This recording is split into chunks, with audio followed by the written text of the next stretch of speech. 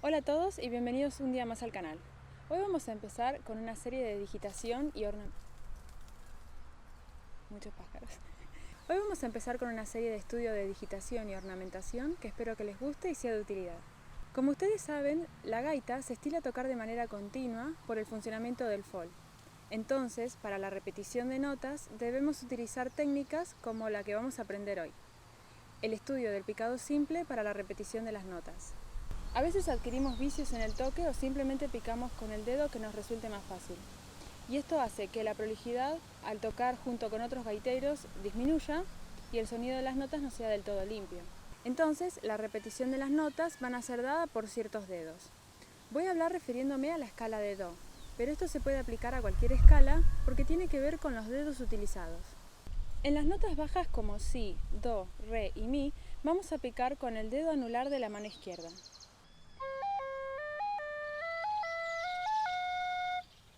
En las notas Fa, Sol y La vamos a picar con el dedo índice de la mano izquierda.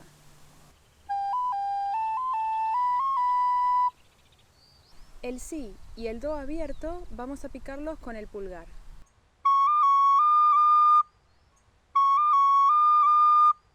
Y si acostumbramos a hacer el Do pechado, vamos a picar con el anular de la mano izquierda.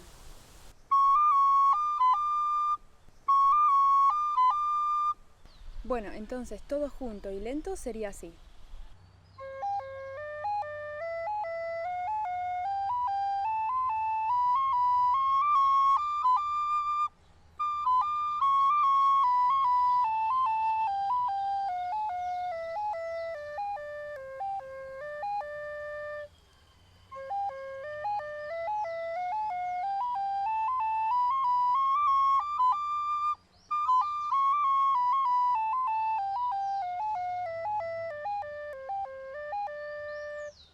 Les recomiendo que practiquen esto lentamente, así lo van incorporando al toque y luego lo van a hacer sin darse cuenta.